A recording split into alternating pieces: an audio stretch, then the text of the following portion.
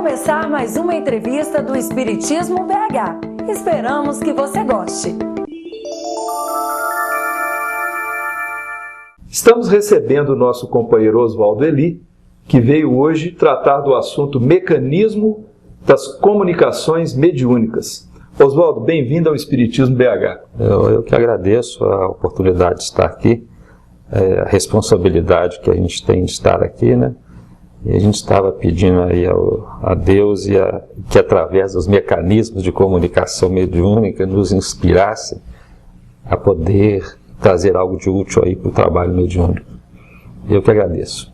Oswaldo, poderia relacionar as diversas gradações nos fenômenos de comunicação mediúnica, desde as mais sutis até as mais ostensivas? Bom, nós entendemos que isso é uma pergunta muito útil para a nossa vida, porque se a gente partir do livro dos Espíritos, os Espíritos interferem em nossas vidas muito mais do que nós imaginamos. A miúde são eles que nos dirigem, ou seja, existe o intercâmbio mediúnico, a ação mediúnica sobre nós encarnados e de nós para os desencarnados o tempo todo, sem que nós percebamos isso de uma forma clara. E dentro do que nós estamos trabalhando aqui, mecanismo, esse é o mecanismo da ação entre mentes, que Kardec trabalha como todos somos médiuns. É o mecanismo que usa a questão da mente com o intercâmbio, com o diálogo, vamos chamar assim, mental, onde nós recebemos sugestões, onde nós recebemos orientações, onde nós discutimos, achamos que tomamos decisões sozinhos, mas na verdade estamos sendo auxiliados. Se a gente fosse caminhar numa ostensividade maior do fenômeno, a gente poderia passar para o mecanismo do sonho, que nós teríamos aí aliado a um desdobramento do espírito quando o corpo dorme, e nós teríamos contatos com o plano espiritual, que podem ser positivos ou não, mas através dele nós temos condições de receber também orientações, de participar de atividade no mundo espiritual. Essa é uma atividade muito importante, porque é o momento em que nós temos condições de, se nos prepararmos adequadamente para o sono, nós termos uma chance de recebermos informações preciosas para a nossa vida.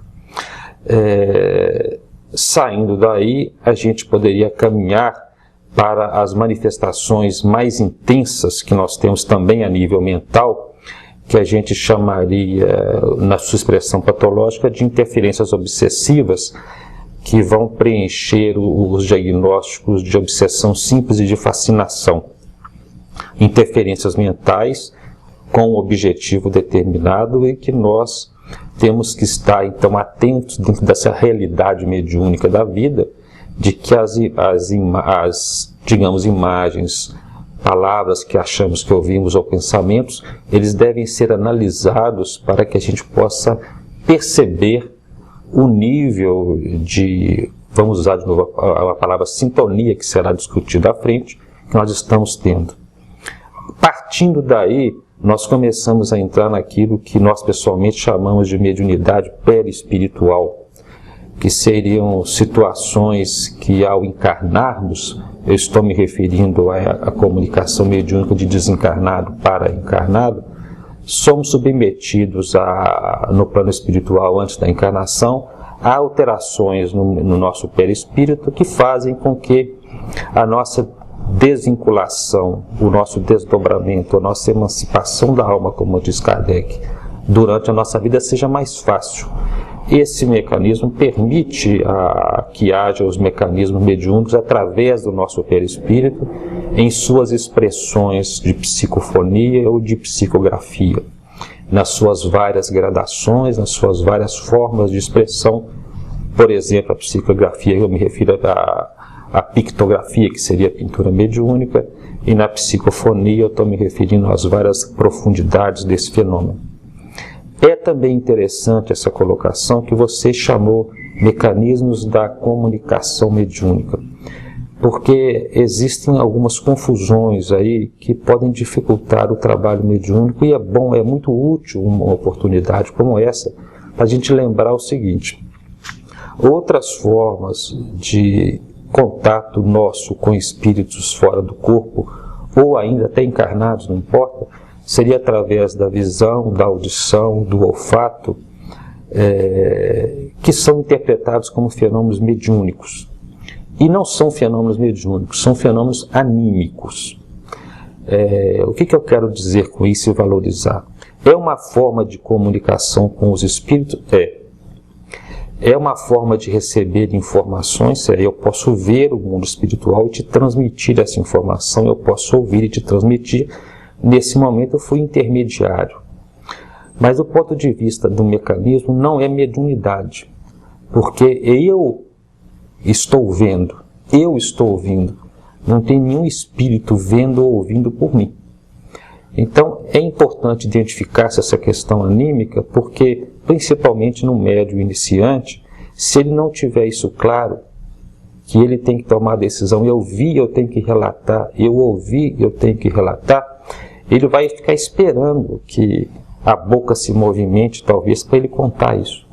E os fenômenos anímicos da clarividência, da clareaudiência, do desdobramento, são fundamentais na tarefa mediúnica, são meios de intercâmbio de dados, de informações, de tarefas, e não podem ser tidos como mediúnicos porque dependem inteiramente do tarefeiro, o encarnado. Ele tem que atuar. Ele tem que atuar. Por exemplo, você tem uma manifestação mediúnica numa reunião, determinado médium está dando passividade a uma entidade a ser atendida, e o outro médium vê o espírito. Então eu estou tendo uma manifestação mediúnica e uma manifestação anímica. E esse médium que viu, ele não viu por acaso, ele viu com um objetivo que é de informar ao orientador as características de apresentação do espírito. Ele está com roupa suja, ele está com cabelo em desalinho, ele está com alguma deformidade perispiritual, que são dados que ajudam muito no diálogo, na abordagem do desencarnado.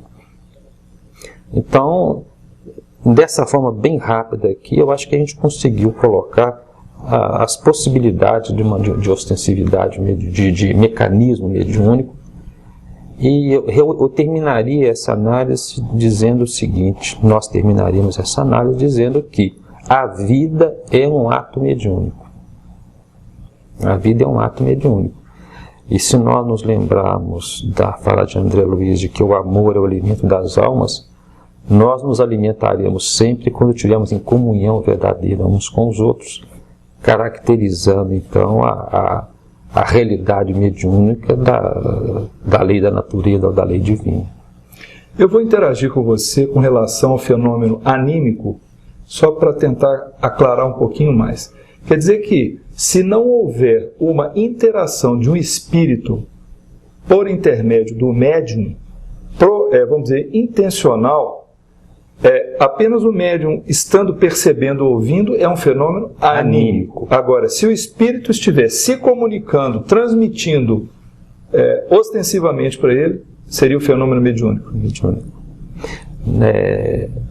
No transcorrer da nossa fala, nós vamos conversar sobre isso, nós vamos ver a importância do entendimento anímico, da tarefa anímica, do trabalho do anímico, porque mesmo nas comunicações mediúnicas haverá participação anímica do médium, o que é fundamental.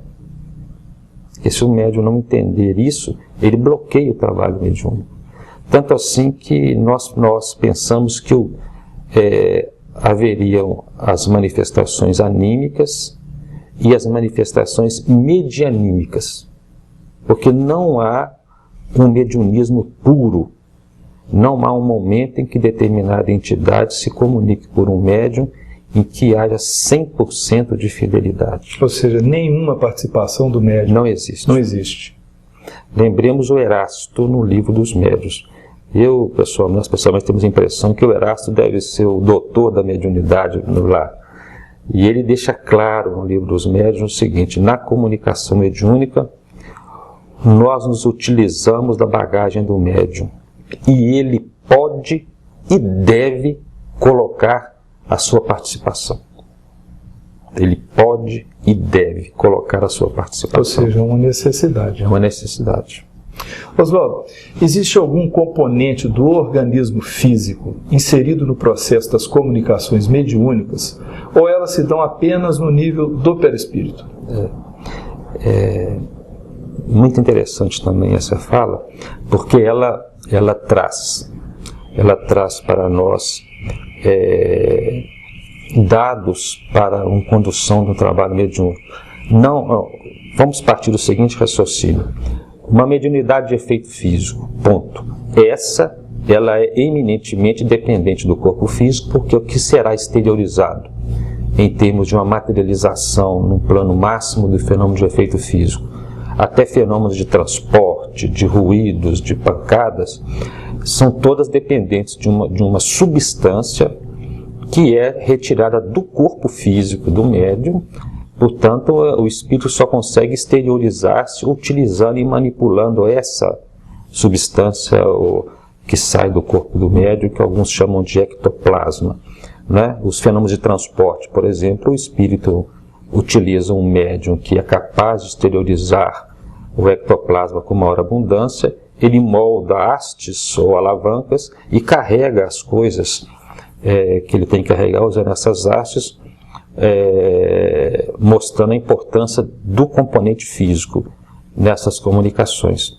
Se nós andarmos um pouco mais, nós vamos ver o seguinte, que em qualquer comunicação mediúnica ostensiva, vai haver a exteriorização do médium, ela é fundamental, sem isso não há comunicação, e o espírito utiliza-se do corpo físico, entrando em sintonia energética com o físico e com o perispírito do médium exteriorizado. Mas ele tem que utilizar o corpo físico, senão ele não fala e não escreve. A gente, aprofundando na fala de André Luiz, e existem pesquisas nesse sentido até na ciência hoje, ele mostra que do ponto de vista principalmente da parte mental, é fundamental a função da pineal, ou a epífise no nosso cérebro, né? Isso é uma glândula que tem no cérebro. Ela, pela ciência, ela é interpretada como o órgão que regula a produção de melatonina, um dos hormônios que nós temos, mas a gente sabe que além da função de religar o nosso mundo, o nosso passado com a encarnação atual, principalmente no campo da sexualidade, mas essa pineal ela tem a propriedade de transformar o impulso eletromagnético em eletroquímico. O que eu quero dizer? Pensamento é uma energia eletromagnética. Ele entra na pineal, o pensamento do comunicante, e a pineal transforma isso em eletroquímica. O que seja? Ela transforma aquela energia eletromagnética em substância química que vai ser o neurotransmissor que atua no cérebro. Essa pineal, se ela estiver doente, ela impossibilita a comunicação mediúnica. Nós podemos ver as pessoas de mais idade que começam a ter disfunções do cérebro, elas terão dificuldade em manter a comunicação mediúnica. Acrescentaríamos a isso as próprias deficiências físicas que nós podemos ter ou adquirir na vida que limitam o trabalho mediúnico. Então não há dúvida que existe um componente orgânico importante, sem ele não há exteriorização do fenômeno. E isso tem alguma prática nesse conhecimento? Sem dúvida.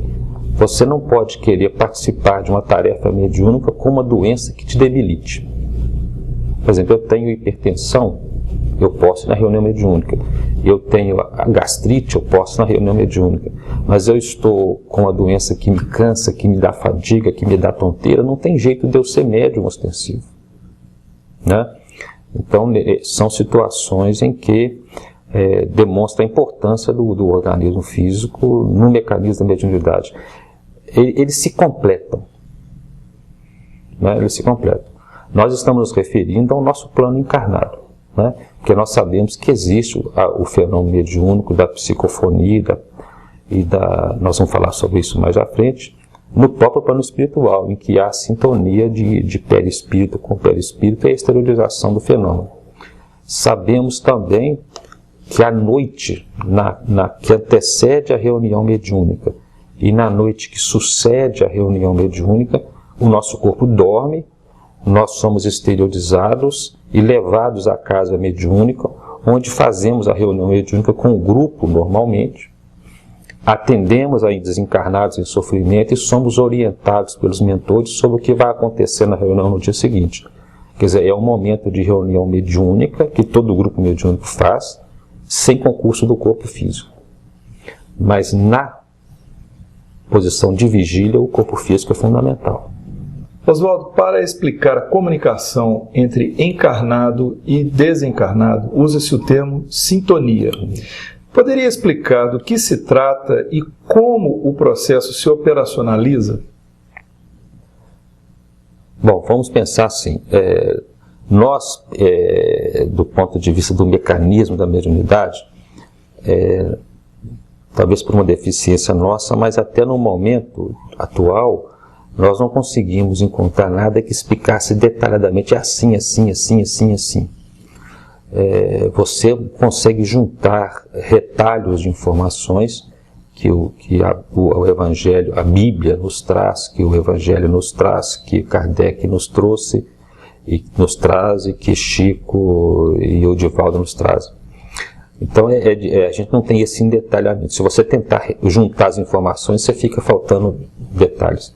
Mas nós pensamos que a sintonia poderia ser dividida em dois momentos. Existiria uma sintonia espontânea em que haveria pensamentos semelhantes que se aceitam e que passam a dialogar. Seriam energias mentais, matéria mental, que por ser igual, elas vibram no mesmo padrão e passam a interferir uma sobre a outra. Sintonia de mentes, mediunidade natural, isso é espontâneo. Todas as vezes que nós nos concentramos, nós colocamos atenção em determinado fato, nós estamos projetando um pensamento constante de determinado assunto, e todos aqueles que estiverem naquele assunto vão entrar em sintonia conosco. Essa é uma forma que acontece normalmente na vida. Mas existe uma outra sintonia que nós tentamos explicar baseado na fala de André Luiz sobre vibrações compensadas. Seria uma sintonia em que nós queremos perceber o mundo espiritual. Então eu me projeto em direção àquele mundo espiritual e aceito que determinados padrões mentais interfiram no meu padrão mental. O que eu quero dizer com isso? Se você pega a obra de André Luiz, Mecanismo da Mediunidade, você vai ver ele descrevendo a ação mental do médium. Ele diz o seguinte, que o médium deve ter inicialmente um pensamento de adesão. E depois ele tem que ter a persistência desse pensamento de adesão, para que a matéria mental continue fluindo entre os dois e a comunicação se mantenha. Vamos dar um exemplo simples disso aqui. Quando fala assim, sintonia para a comunicação mediúnica. Mas se eu pego um espírito em grande sofrimento, um irmão nosso, por exemplo, que está com o pensamento fixo na maldade, como é que eu vou entrar em sintonia com ele? Eu vou ter que pensar maldade também? Não é isso. Na verdade, o que eu faço é entrar num estado alterado de consciência, em que eu percebo a presença do espírito e aceito que as suas ideias sejam veiculadas por meu intermédio. Então, um é uma sintonia espontânea, o outro é eu estou tentando explicar da forma que nós entendemos, é uma sintonia que eu permito que ela ocorra. Ela é mais consciente. Consciente. A tal ponto dessa permissão consciente que eu limito determinadas expressões que o espírito possa trazer na verbalização. Ele pode falar isso e eu amenizo a fala dele para não conturbar o ambiente, como Paulo falou. A mediunidade tem que ter o fim último, mas tudo seja feito com ordem, né? Então, eu entendo que talvez seja isso que André Luiz queira dizer com vibrações compensadas, em que o médium aceita uma ação. E isso tem, do ponto de vista prático, mesmo que o meu raciocínio não seja correto, mas ele tem uma aplicabilidade prática que é o seguinte: se você está no seu trabalho e percebe uma presença de um espírito, ali não é casa mediúnica, ali não é casa espírita, ali não é lugar de informação mediúnica, ali não é lugar de trabalho mediúnico, você corta aquilo. Então você não permite a vibração compensada, a exteriorização de um fenômeno mediúnico mais ostensivo naquele momento. Então você não permite a sintonia. Então a sintonia na reunião mediúnica é responsabilidade do médium permitir que a comunicação ocorra. E a sintonia espontânea é a responsabilidade de todos nós 24 horas por dia. Né? Vigiar e orar e talvez se aplique na sintonia aí. Né? Então é isso que nós conseguimos entender da sintonia. É realmente possível que a gente esteja enganado, mas de qualquer maneira nós pensamos que esse raciocínio tem alguma utilidade, alguma validade para a tarefa. Sem dúvida. Né? Agora, como pode um médium diferenciar o pensamento que lhe é próprio daquele emitido por um espírito comunicante? Isso é uma dificuldade principalmente do médium iniciante. Né? É aquilo que nós falamos no início. A carga anímica, vai haver sempre a participação do médium no conteúdo do que é veiculado. Só o treinamento traz essa segurança. Só o treinamento. Essa informação ela é muito útil para dar confiança a quem está começando a tarefa. Ela é importantíssima para quem já está na casa espírita, para não cometer a indelicadeza de desacreditar ou de não aceitar a informação do médium, e para o dirigente entender as dificuldades do intercâmbio. Tudo é treinamento. Então vai haver o início da comunicação mediúnica que o médium vai ficar na dúvida. Ele tem que ter, aí é um exercício de humildade. Só que a mediunidade ela beneficia primeiramente o médium antes de qualquer outra coisa. O médium tem que ser humilde para dizer assim, eu vou me expor. Mas ele tem um grupo amigo que sabe que ele não pode ser comparado com quem está ali há 40 anos trabalhando numa reunião mediúnica. E ele confiando no grupo, ele vai conseguir começar a falar. Serão inicialmente trechos curtos, serão inicialmente trechos, vamos dizer assim, gaguejados, mas é assim mesmo. Se ele for esperar essa segurança, ele vai abortar a sua tarefa mediúnica. Nós vamos ter a oportunidade de comentar a mediunidade consciente, semiconsciente e inconsciente. Nós vamos ver o seguinte aqui, os médiuns conscientes, mesmo depois de muitos anos, eles têm sempre essa dúvida inicialmente no momento de começar a comunicação. Ele tem que aguardar um pouco, esse pensamento não é meu, eu não estava pensando nisso, eu estou com uma vibração que eu não estava tendo, e esse treinamento vai dando segurança, esse negócio não é meu, eu vou começar a falar. Uhum. Mas e se for meu? Ou eu também sou filho de Deus, eu posso ser capaz de trazer alguma coisa boa também para todo mundo, né? Então, se não for útil, vamos continuar a tarefa. Se for útil, todo mundo aprendeu. Então, a tarefa mediúnica, ela encarada de uma forma de amizade, de entendimento do mecanismo, ela permite que o novato vá ganhando confiança, e daí a pouco ele está trabalhando sem dificuldade. Disse que o termo incorporação, apesar de largamente usado, não é tecnicamente correto. Porém, o termo psicofonia nem sempre é suficiente para explicar a incorporação. Comente, por favor. Valorizando a sua colocação, que é muito boa para a tarefa mediúnica, vamos pensar no que a gente sabe de mecanismo da mediunidade. Toda e qualquer comunicação mediúnica ostensiva vai haver o desdobramento do médium. O médium sai do corpo, as distâncias é que vão variar, e os fios, ou elos, as energias de ligação com o corpo é que vão variar entre mais intensas e menos intensas. O médium, então, está fora do corpo.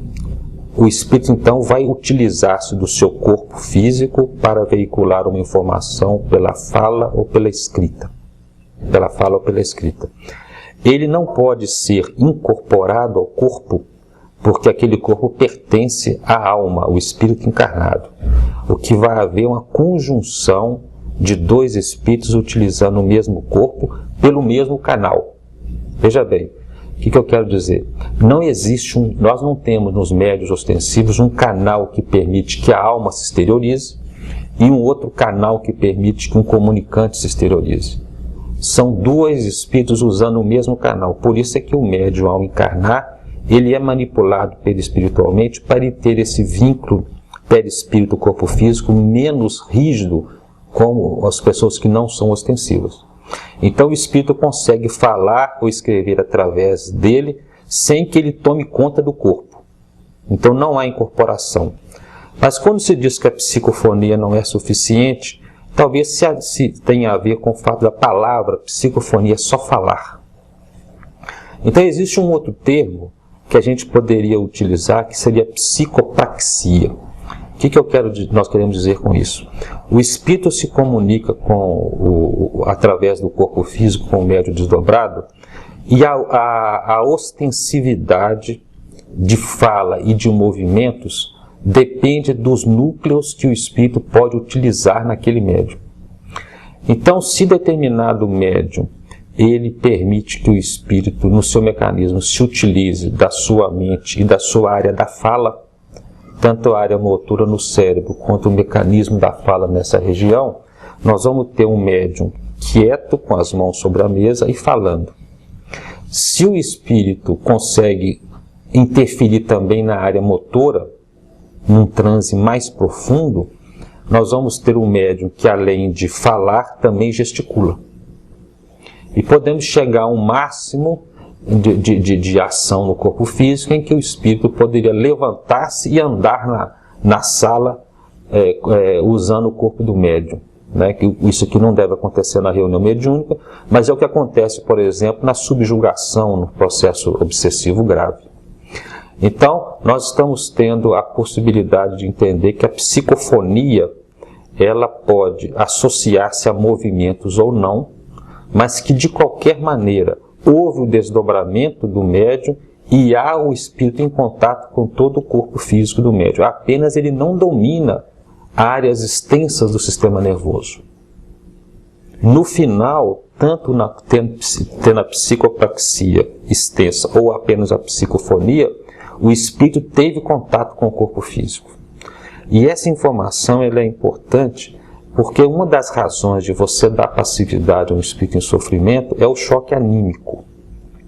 O choque anímico ele tem a sua parte mental em que o médium impõe o seu pensamento mais evangelizado ao comunicante e tem uma parte, digamos, física, material, corpórea, em que o médium tem que levar um choque ao espírito na hora da comunicação, porque a comunicação é como se você tivesse encarnado de repente. É uma encarnação curtinha. E aquilo é um choque vibratório ao perispírito, que pode não apenas amainar vamos dizer assim, uma rebeldia ou uma insatisfação grave que o espírito traga, como pode servir para um choque, como o choque elétrico na psiquiatria, refazer um pensamento no espírito deprimido, como você pode também refazer uma forma perispiritual.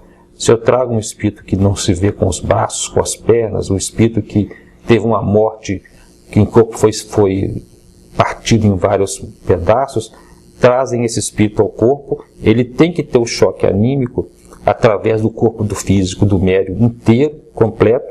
O médium pode ser consciente ou não, não importa, mas o corpo vai fazer esse serviço. Compete ao médium, com a sua mente, entrar na mente do espírito e dizer a ele, calma, existe Deus, existe tratamento, ao mesmo tempo em que ele mentaliza o seu corpo inteiro entrando ou refazendo a forma perispiritual do comunicante. Então, esse mecanismo ele é fundamental, porque o médium precisa de entender que quem atende ao espírito é ele. O restante do grupo é importante, mas é de menor repercussão no comunicante do que ele próprio médium. Ele não é rádio, ele não é robô. Ele é o terapeuta em essência, é o terapeuta em profundidade do comunicante. Oswaldo, e até que ponto a condição moral e cultural do médium interfere no mecanismo das comunicações? Vamos dar 2 exemplos da Bíblia. Por que Moisés proibiu a mediunidade no Deuteronômio? Né? Se a gente ler o texto, nós vamos ver que ele proíbe a mediunidade, não isso que nós fazemos na casa espírita, mas ele proíbe o comércio com espíritos, proíbe as adivinhações, proíbe as solicitações de coisas materiais, mostrando que o trabalho mediúnico tem que ter um fim ético, útil do ponto de vista de evolução do espírito. Então, quem trabalha com mediunidade tem que estar ciente disso. Um outro exemplo que me deixa invejoso, né, é quando eu vejo a transfiguração no Evangelho. Vamos citar o Evangelho de Lucas, no capítulo 9. A gente vê ali o seguinte: Jesus sobe ao monte para orar e leva consigo Pedro, Tiago e João. Então forma um grupinho mediúnico lá de gente pouco importante. Pedro, Tiago, João e Jesus. E de repente esse grupo, com seu gabarito moral, com seu nível evolutivo conquistado, tem a possibilidade de ter entre eles Moisés e Elias. Né? Quando que nós conseguiríamos, no nosso trabalho mediúnico, uma participação ostensiva de Moisés e de Elias? Sem dúvida. Né? E não apenas isso, esse gabarito moral dos que ali participavam permitiu que, se tivesse um fenômeno ou de clara audiência ou fenômeno de voz direta, não consigo entender, não. Quando a nuvem aparece, eles ouvem a voz de alguém que diz: esse é o meu filho, a ele eu vi. Quer dizer, um espírito que se refere a Jesus como seu filho. Olha o gabarito desse espírito, que a gente chama de Deus, mostrando que é o gabarito dos participantes da reunião, o gabarito de cultura espiritual, de cultura evangélica, de cultura doutrinária, vamos chamar doutrinária em termos de mecanismo, que Pedro, Tiago e João não saíram correndo, não. Eles tinham conhecimento do trabalho mediúnico que estava sendo feito. Era um trabalho anímico, vamos chamar, mas não importa. Era um momento de reunião mediúnica em que a expressão máxima do que nós podemos ver de burilamento moral estava ali. Né? E nós, trazendo essas informações para os nossos trabalhos mediúnicos, nós nos perguntaríamos: mas por que o Bezerra de Menezes não vem todo dia na nossa reunião? Por que o Emmanuel não vem todo dia? A Joana de Ângeles? Eles usaram, a Joana de Ângeles usa o Divaldo, e eu estou usando o termo usar no seu trabalho, e o Chico era usado pelo Emmanuel, pelo gabarito moral deles. Então, o fator moral, o fator cultural limita a tarefa mediúnica. Limita a tarefa mediúnica. E se nós voltarmos à orientação das cartas de Paulo, eu entendo que depois de Moisés, com a proibição do Deuteronômio, ele foi o primeiro grande codificador da mediunidade na sua carta à igreja em Corinto. Ele fala o seguinte: buscai os dons espirituais, mas acima de tudo buscai o dom da profecia. Profecia não é prever o futuro, mas você ser capaz de dar passividade a entidades que possam trazer orientações. Então, como é que a gente consegue isso? A gente consegue ter, aí nós vamos falar, a vibração compensada, a sintonia com o espírito equilibrado, se nós tivermos condições de produzir isso. Então, nós somos, digamos assim, o responsável pela produtividade mediúnica em termos de qualidade dos espíritos que se manifestam ali, né? E é por isso que a mediunidade tem como dos 4 objetivos que eu penso, que é de comunicar-se com Deus, de veicular informações para o mundo físico, que é de atender a encarnados ou desencarnados em sofrimento, mas o 4º objetivo é o principal, é evoluir o médium. Evoluir o médium. Se nós médios entendermos isso, nós vamos virar santo. Nós vamos virar santo, porque a mediunidade propicia tudo que o médium precisa: confiança na espiritualidade, diminui o medo da morte, confiança na continuidade da vida, na ação dos espíritos em nossas vidas, confiança no motivo de nós evoluirmos moralmente. Quer dizer, nós recebemos uma carga de impulso evolutivo que, se a gente souber aproveitar, nós vamos sair daqui bem melhor do que viemos. né? O grande beneficiado são os participantes dos grupos mediúnicos. Oswaldo, qual a diferença de percepção mediúnica entre o médium consciente, semiconsciente e inconsciente? Essa pergunta ela é difícil, né? Porque implicaria em a gente entender o mecanismo da ação do desencarnado no médium em profundidade, e a gente tem dificuldade para isso, né? A gente daria como sugestões, né, para tentar entender esse mecanismo. As obras de André Luiz, ele tem a propriedade de analisar o mecanismo nos seus detalhes, vamos dizer assim, no microcosmo, em que ele fala de energia ou fala dos átomos que compõem os nossos corpos. Trata do macrocosmo, quando ele trata da visualização do médium se desdobrando e da entidade comunicante se aproximando, né?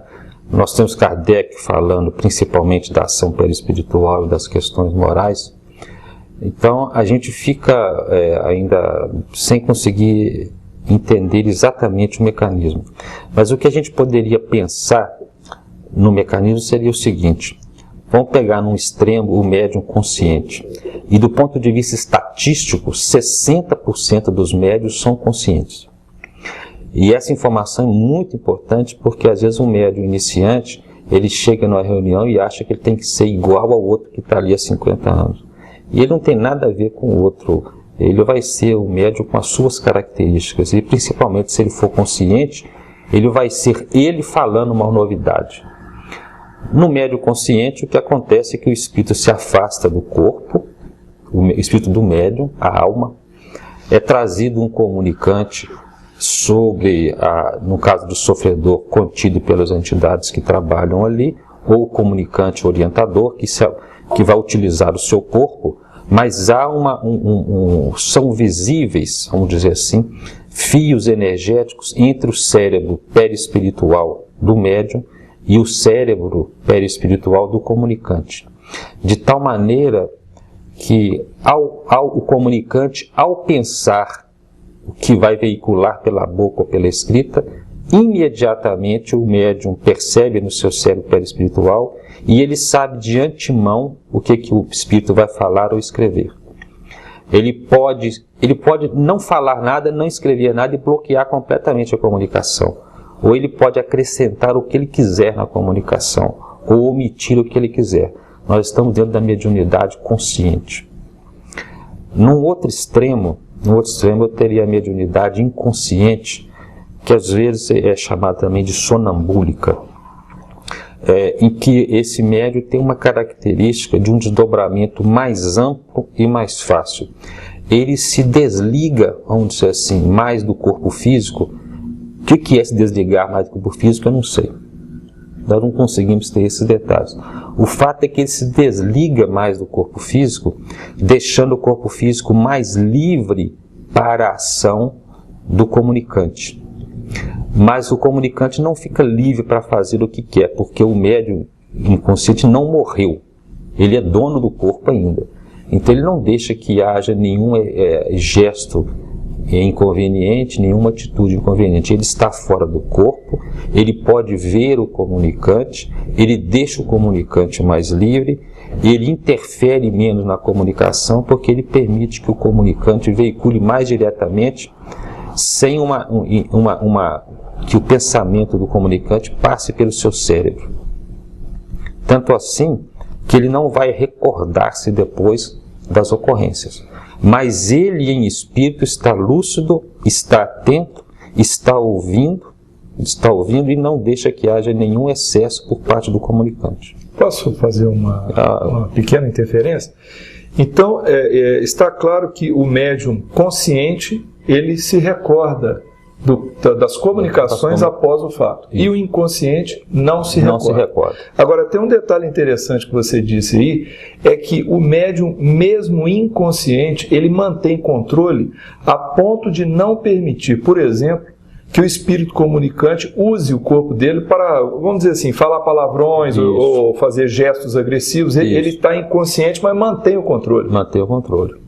Né? o semiconsciente é algo intermediário aí. Algo intermediário. A gente nota a importância dessa classificação, primeiro para o iniciante, para ele entender que possivelmente ele estará na categoria do consciente. Então, ele vai perceber tudo antes, tudo que o Espírito falar antes. A minoria, 20% só, seria médio sonambúlico ou inconsciente, né? Esse médio sonambúlico inconsciente, ele é mais útil, por exemplo, na veiculação de uma informação de um mentor, porque ele consegue ter mais fidelidade ao mentor para transmitir. Há menos carga anímica. Então as veiculações são mais fluentes. Nós, por exemplo, entendemos que se você for trabalhar com receituário mediúnico, um tema polêmico, mas nós percebemos que só existem médiuns receitistas. Erasto fala isso no livro dos médiuns. São poucos, mas ele fala isso. Então nós entendemos que só pode ser médium receitista quem for médium consciente. Senão, ele vai começar a interferir nas comunicações, mesmo que o médium seja médico, ele pode entrar com a crítica dele ali, com relação às informações que estão sendo, com relação à receita que está sendo feita, né? Porque é um tópico muito grave você receitar remédio para os outros. Então, se não for médium consciente, a gente teria que questionar, porque a inconsciência traz essa fidelidade do informe espiritual, né? Então, o semiconsciente estaria entre os dois, mas é importante que o mesmo aquele que é inconsciente, e veja bem que o inconsciente não se refere, isso que você falou, aqui eu vou embora e aconteça o que acontecer, não é problema meu, não é isso. Ele tem que ter estudado para ele entender o que ele vai fazer. Tanto assim que é uma mediunidade, digamos assim, de maior risco. Porque se o médium não entende, não estuda, não sabe o que faz, ele sai do corpo e não se preocupa em controlar. Se o espírito comunicante for um sofredor em desequilíbrio, a espiritualidade tem que triar na mesa mediúnica os médios que estão ali, se aquele médium inconsciente é capaz, de fora do corpo, conseguir controlar o espírito. Se não há estudo suficiente ainda da parte dele, se não há entendimento do que a mediunidade serve, qual que é o papel dele, não será utilizado para aquela comunicação, vão usar outro. Então, a mediunidade não é só o fenômeno exuberante. A mediunidade é fenômeno com conhecimento e com objetivo superior. A gente poderia dizer o seguinte, que mediunismo é o mecanismo, e mediunidade é o mecanismo sublimado pelo conhecimento doutrinário e evangélico. O médium sonambúlico ou inconsciente,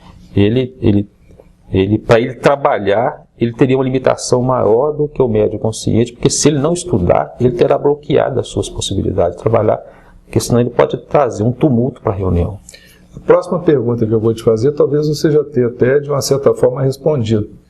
Mas ela seria a seguinte, a condição de consciente ou inconsciente, ela tem a ver com o adiantamento moral do médium? Não, obrigatoriamente não. Né?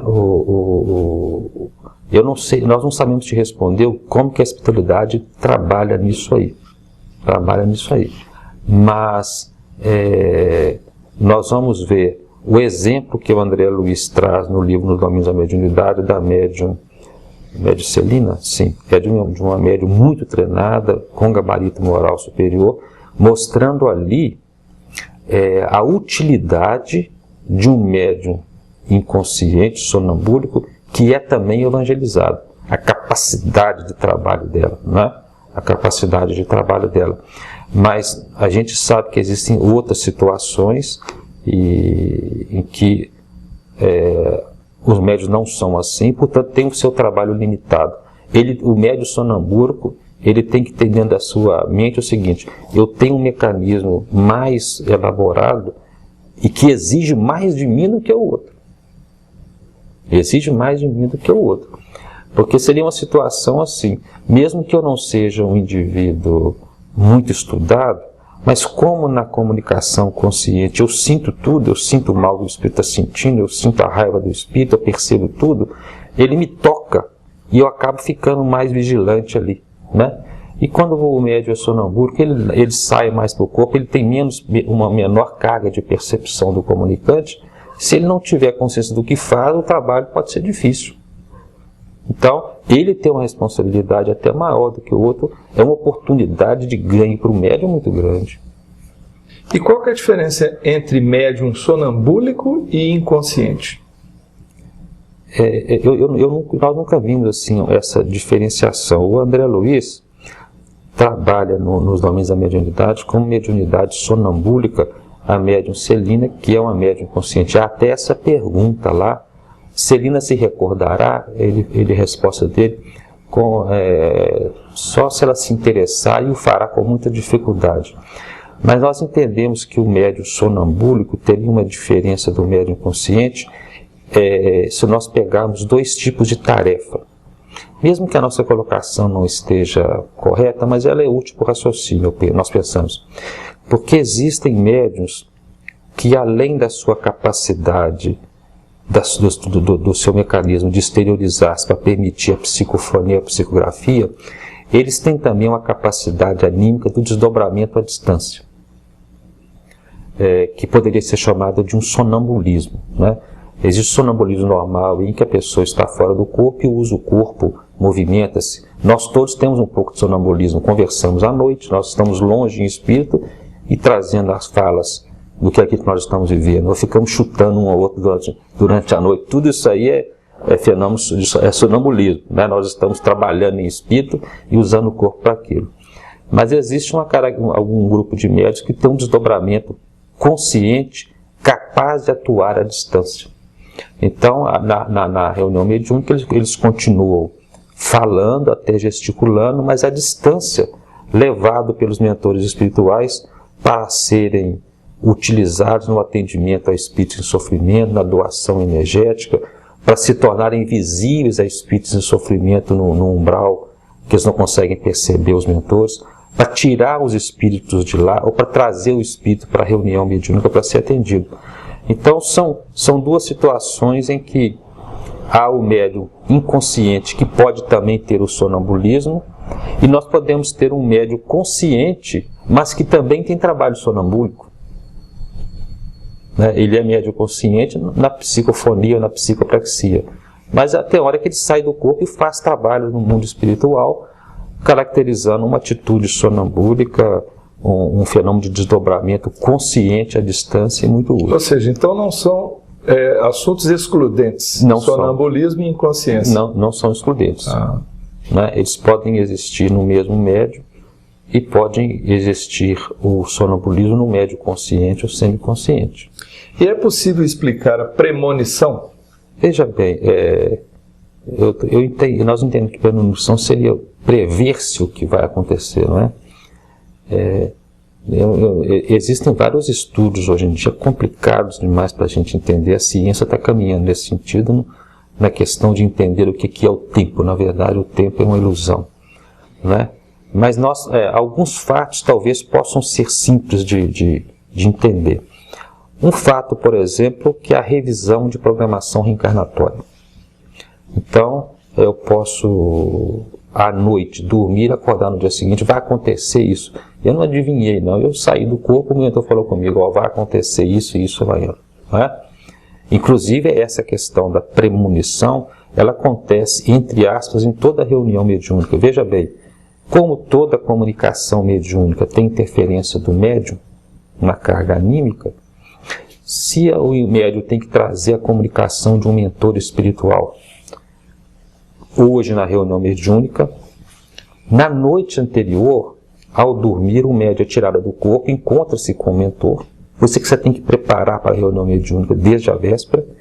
Aí o mentor combina com ele, amanhã nós vamos falar de perdão. Ou amanhã nós vamos falar de mecanismo do passe. Eu vou falar isso, vou falar aquilo outro. No dia seguinte, o médium consciente, ele está lá, se a palavra é minha, será que não é? Mas de repente vem um fluxo de ideias que ele aceita, porque ele já tinha combinado com o mentor isso. Então, é como se ele tivesse já com a ideia do que vai falar no dia seguinte. Ele não está prevendo o futuro, ele já recebeu essa informação anteriormente. Existe uma outra forma de premonição que também pode ser vista através de quadros, através da clarividência, da clareaudiência, que são situações, por exemplo, como a gente vê no sermão profético de Jesus ou no Apocalipse. A espiritualidade sabe, Jesus sabe, ele nos conhece a ponto de prever o que nós vamos fazer. Eles conhecem as nossas reações. Tanto assim que onde Jesus fala o sermão profético, ou João traz o Apocalipse, ele não adivinhou nada, não. Ele sabia assim, a consequência desse grupo de espíritos que está na Terra, dos seus atos, é essa, essa e essa. Como a gente sabe que eles não terão uma transformação tão rápida, os que tiverem vão sair, vão chegar outros, vai acontecer isso na Terra. Então, João trouxe o Apocalipse não como uma premonição, adivinhando o futuro. Ele apenas foi informado a cada um segundo suas obras. Vai acontecer isso na Terra, vai ter guerra, vão usar instrumentos de metal, bombas, vai ter aviões, vão ter tempestades. Isso tudo ele não é porque é consequência da ação do homem sobre a própria Terra, né? Jesus, muito mais do que João, sabia das nossas atitudes, ele prevê o que vai acontecer conosco. E sabia também da programação da Terra, de se transformar do mundo de prova e expiação no mundo de regeneração, como nós estamos nessa fase. Ele poderia perfeitamente dizer, vai acontecer isso, né? Então, dessa forma, a gente poderia pensar numa premonição individual ou coletiva dentro dessas formas de informação mediúnica através de canais anímicos, né? Agora, se você me perguntar mais sobre a questão de é possível o que vai acontecer já ter acontecido, como tem teorias da ciência hoje, essa parte eu não saberia te explicar. Aí complica, né? Aí complica, né? Eu ainda não cheguei lá, não. Oswaldo, qual a sua sugestão para o médium iniciante no tocante ao grau de confiança nas primeiras comunicações?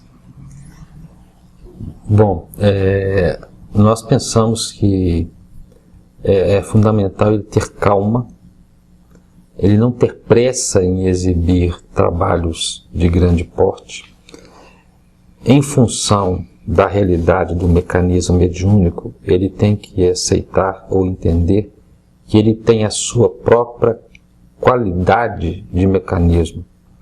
Ele não será igual a nenhum dos que estão ali. Ele tem que aceitar a realidade anímica, de que ele irá participar da comunicação, porque o mecanismo assim o exige. Se não houver isso, ele não conseguirá, ou ele vai bloquear a sua mediunidade. Ele deve aceitar que o treino lhe dará segurança. Ele deve confiar no grupo. Se isso chegaria a um extremo de que, se a pessoa estiver num grupo que ele está tendo dificuldade na convivência, as pessoas não o estão aceitando, ele pode chegar ao ponto até de trocar de grupo, porque às vezes o grupo não tem o conhecimento necessário para aquilo. E depois que ele estabelece um grupo de amizade, ele vai ter que trazer o exercício da humildade. O que eu estou chamando de exercício da humildade? É que ao final da sua fala, se houver alguma análise da fala, ele ouça aquilo sem a pretensão de ter sido absolutamente certo, sem a pretensão de não ter falhado em nada, e mesmo que o grupo comente, nós temos que rever, ele está entendendo que essa é a obrigação do grupo. Nós não podemos aceitar 100% o que os espíritos falam, não. A própria recomendação de Paulo é assim, né? Então, a humildade, o estudo, a assiduidade, a disciplina mental e a confiança de que o mecanismo depende do treinamento darão a ele condições de se manter e ter paciência. A espiritualidade, inclusive, em alguns casos, utiliza o tempo para adquirir a confiabilidade do médium. Chega ao ponto da mediunidade, às vezes, produzir intermitências na tarefa do médium, que vinha trabalhando, daí a pouco fica 2, 3, 4, 5 reuniões sem comunicação, justamente para ver se o médium está realmente integrado no objetivo. Então até esses dados podem acontecer. O que importa é a boa vontade, a responsabilidade, a assiduidade e esperar que a coisa vai fluir. Vai fluir como flui em todo mundo. Ninguém vai deixar de ter uma tarefa mediúnica se ele veio para isso e se ele fizer a parte dele. A parte dele. Nas dúvidas que ele tiver, conversa com o orientador da reunião, conversa com o dirigente da reunião, que ele vai buscar mecanismos dentro da reunião para te colocar junto de alguém mais sensível, junto de alguém mais experiente, vai te esclarecer nas dúvidas que você tem, vai ficar mais atento ao que você está trazendo. Então, o grupo em si vai formando uma tarefa em conjunto, abraçando todo mundo, porque todo mundo ali precisa um do outro. O grupo é o mecanismo mais importante de evolução que nós temos hoje, né? Não pode desistir. A desistência é uma complicação para a vida, porque a mediunidade não acaba porque eu não quero ser médium. E ela então será resgatada de uma forma ou de outra, trazendo para o médium desconfortos que o trarão de volta à casa mediúnica. É interesse do próprio médium, então, que ele não desista, que ele persista e tenha calma. Acho que assim ele sempre terá êxito. Sempre terá êxito. É uma ferramenta que a misericórdia de Deus nos deu e nós não podemos deixar de utilizar, né? Lembrando que nós, eu estou me incluindo nisso aí, temos uma mediunidade ostensiva como mecanismo terapêutico de nossas dificuldades passadas. O médium é um espírito que tem débitos no passado e que a mediunidade é uma das formas dele refazer isso, né? O médium iniciante e todo médium vai até se questionar assim: eu estou calado porque é orgulho meu ou é uma oportunidade de exercício da mediunidade, né? Eu estou calado porque eu não quero me expor, né? Então são oportunidades desde o início do treinamento da mediunidade de um exercício moral para o médium, né? Acho que não deve estar completo isso que nós estamos propondo, mas deve estar trazendo alguma ajuda aí para o nosso irmão. Bom, Espiritismo BH encerra esse bate-papo com o Oswaldo Eli, agradecendo a sua participação, Oswaldo, e a palavra é sua para a sua despedida. Nós só temos que agradecer, né? A gente ter a oportunidade de dedicar o nosso tempo às coisas do Espírito, né? O grande beneficiado somos nós. Pedir perdão pelas nossas limitações e expressar aqui o nosso desejo, o nosso incentivo para que um trabalho desse tipo possa crescer sempre, né? Esse trabalho é o trabalho redentor da humanidade. Nós podemos dar remédio, dar comida para quem está com fome, mas é esse trabalho que vai nos trazer a condição de não precisar de remédio, nem precisar de passar fome, porque é esse que vai nos transformar. Muito obrigado. Ok. Então, o que achou desta entrevista? Dê a sua opinião acessando o Fale Conosco. Até breve!